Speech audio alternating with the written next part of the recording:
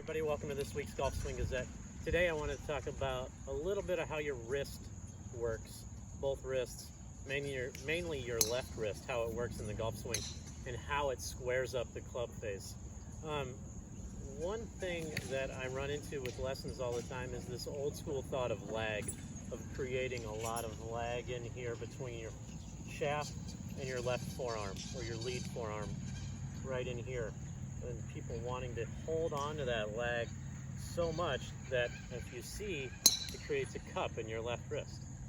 If prior issues of the Golf Swing Gazette, you know that at contact, our wrist should be flat, if not a little bowed.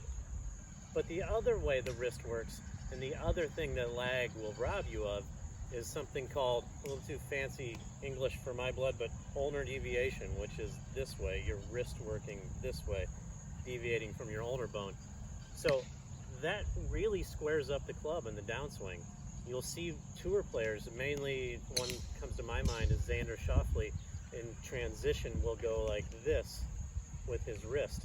And all of a sudden you turn it this way and you see how the wrist deviates from the forearm. And that's squaring the club face, as you can tell, right there, and there, squares it up. It also rotates it. The old school thought of hanging on to all this lag to create power is going to leave this club face wide open.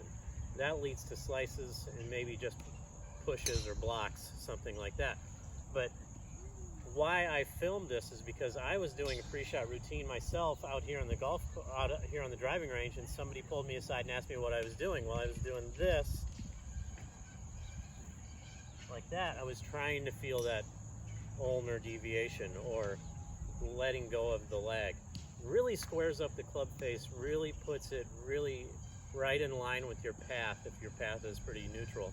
So ulnar deviation, again, a little too fancy, but your wrist working this way will square up the club face a little quicker, a little easier too, rather than the old school way of holding on to lag and then really trying to flip the toe over at it. That's a little too inconsistent, leading to some wide ranges of misses. So next time, maybe try my pre-shot routine, just like that, trying to get your wrist to look like this at impact. It's going to be a lot better. Hope everybody has a good week.